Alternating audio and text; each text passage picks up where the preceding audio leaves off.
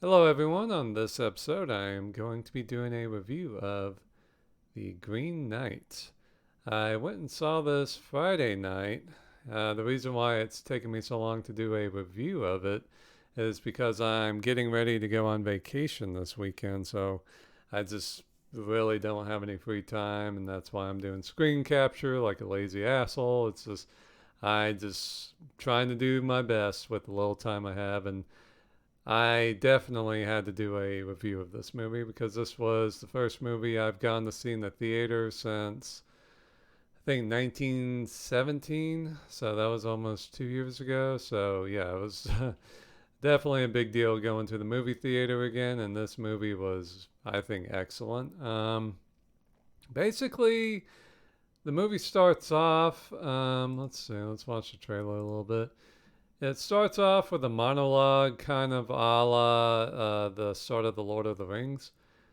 And right away, I could tell that the way it was written, I was like, oh, wow, people don't write like this anymore. So I was pleasantly surprised that this movie was going to be very adult and mature. And yeah, because all the trailers leading up to the movie starting were just dumb superhero silly shit, and I'm just rolling my eyes in the theater like, oh my god, Shang-Chi and the what, just not caring at all. And then when this movie starts, it's just right away interestingly written. The cinematography and lighting and everything is just, whoa, okay, this is going to be interesting. And this was a very, very cool, very odd movie. Like, here's King Arthur and the Round Table and all the knights and stuff. And the movie, I don't think it's going to be for everyone. Like, it definitely helps that I know the story. Um, basically, whoa, love it when that happens.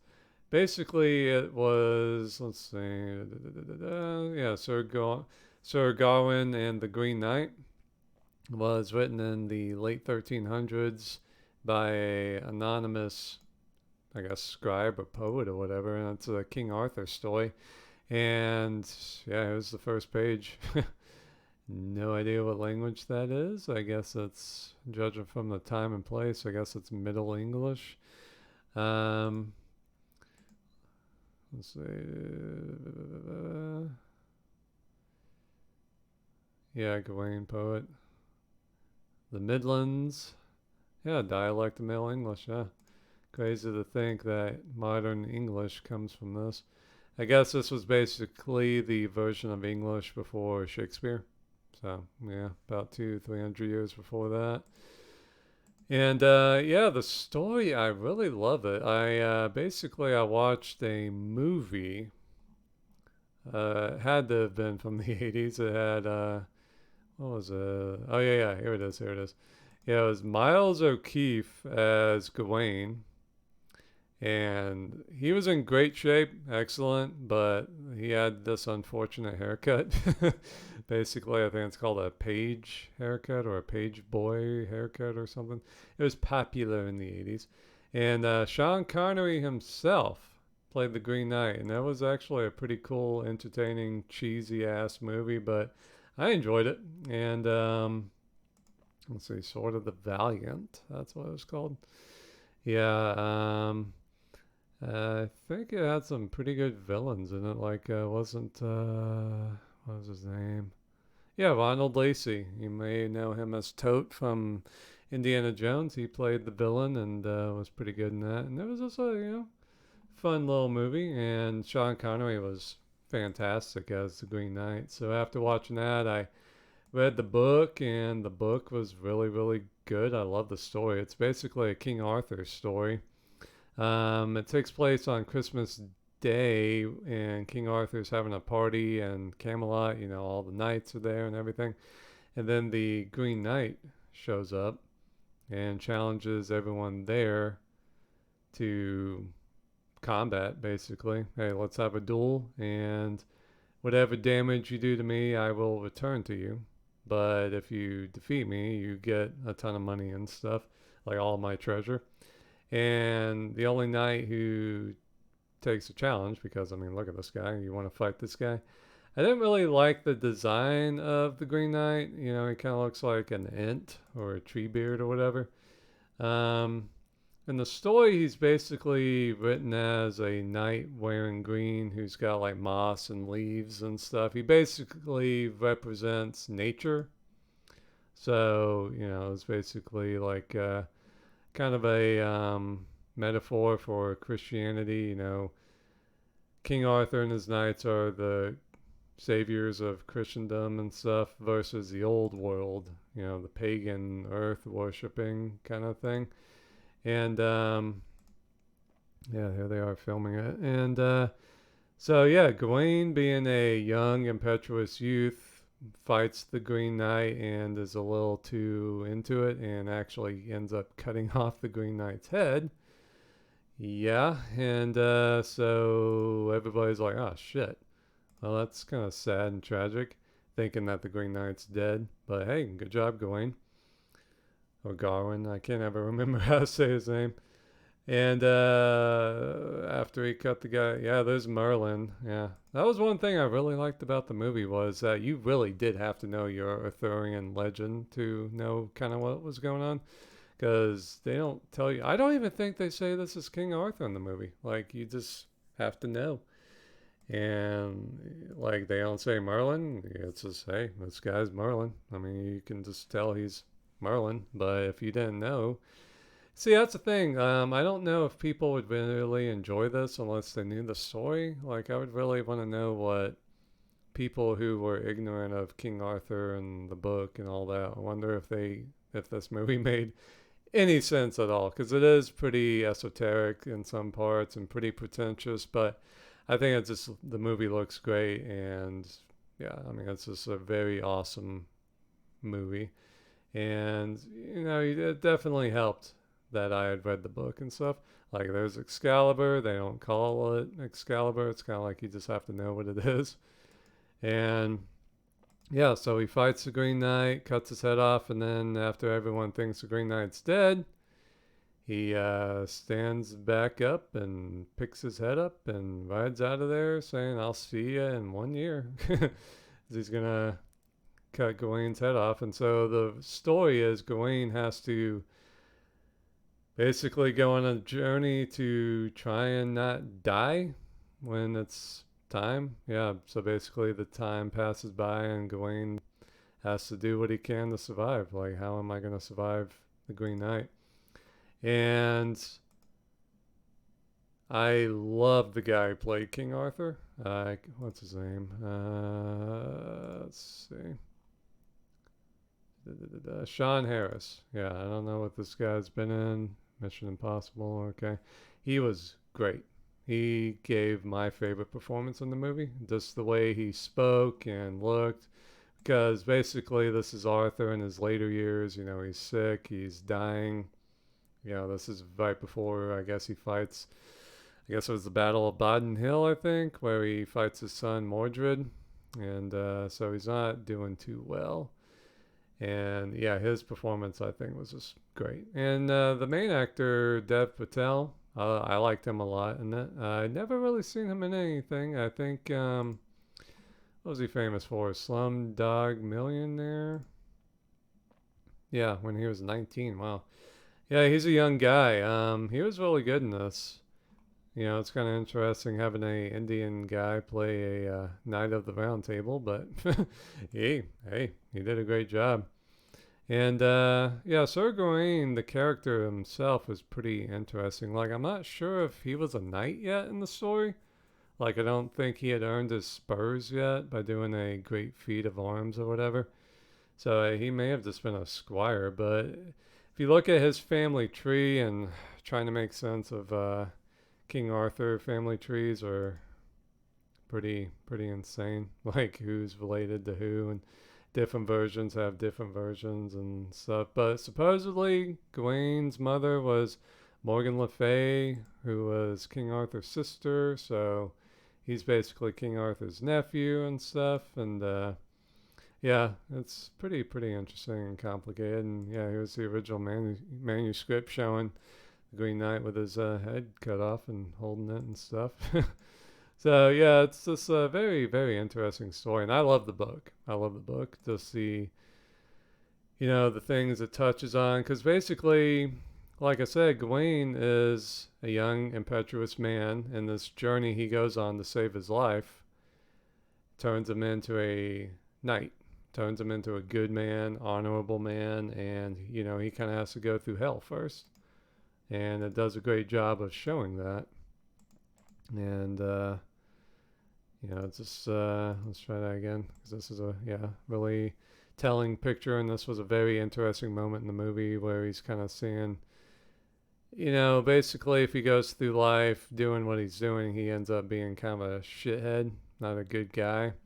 And so, the movie was a good reminder to be a good man, to be an honorable man, to be a knight, a virtuous man. And it's hard to do nowadays. There's so many temptations, and that the movie has a lot of that. Like, there's a lot of temptation thrown at Gawain, and, he just has to do what every man can do, his best. He just has to figure it out and do what he can do. And the movie, it's really complicated. I mean, there's a lot going on in this. Like, they have a ghost story in the middle of it, and it's not just a story about a man becoming a knight and becoming a good man.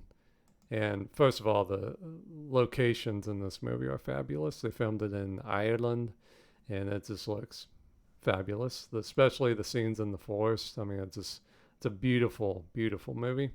And there's just so much going on in this. Like, right here, we got a talking fox for some weird reason. So, yeah, I mean, there's a lot of fantasy and stuff. And I think the director, David Lowery, was very respectful to the original tale. Like, he actually said he's a big fan of the book. So, that definitely was the reason why I wanted to see the movie, was because, somebody who actually respects and likes the source material. That's kind of hard to find nowadays. And he basically just did his version of it. Like, he was giants for no reason. Like, I don't think they were in the story, but yeah, I mean, it's just a very interesting movie. The cinematography is great, the visuals are great, and the acting is really good. And it's just a very unique and adult movie. Because, like I said, there's so many just dumb movies nowadays. Like, there's Knights of the Round Table. There's just so many dumb movies nowadays. So it was very refreshing to find an adult movie that made you think. And I really enjoyed this movie. It's just, I love the subject matter. I love, being reminded to be a good man. And it's just a great story and a timeless classic. I think this movie is going to be talked about for a long time. And like I said, it's kind of hard to know what people were thinking because I saw it. I saw it pretty late Friday. I think I saw it at like 10:30 at night, so I wasn't even out of there until like 1 a.m.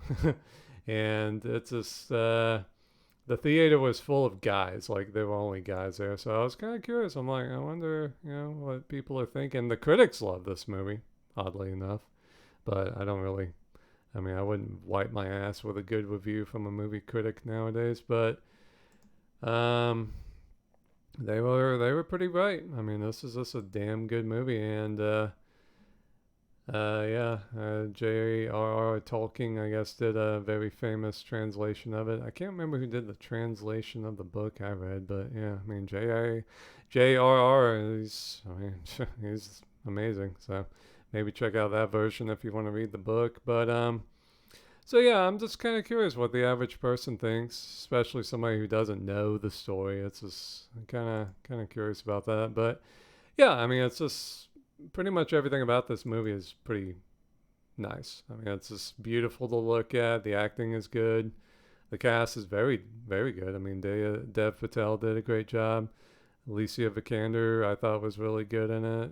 I'm a pretty big Joel Egerton fan. He was good. And like I said, Sean Harris, man, I want to see this guy as King Arthur again. Yeah, he was really, really good. And oddly enough, they had this chick from Game of Thrones playing Queen Guinevere, even though they don't call it Guinevere. It's like, that's Guinevere. So yeah, it was it was this really, really, really cool movie. And if you're a fan of King Arthur stories, or if you're a fan of Don't know if the average medieval fan's gonna enjoy it, but they probably will. I mean, there's plenty to enjoy, and history buff, yeah. I mean, why not go see a medieval looking movie?